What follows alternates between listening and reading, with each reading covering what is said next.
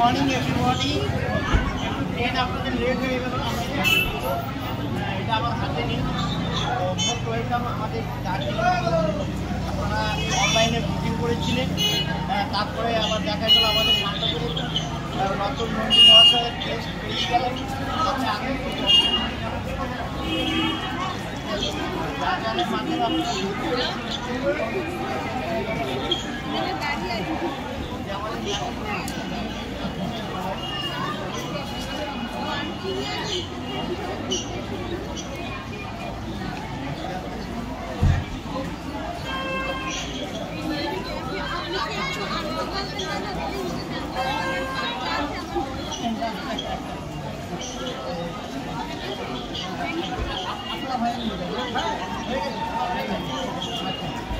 Happy journey, safe journey.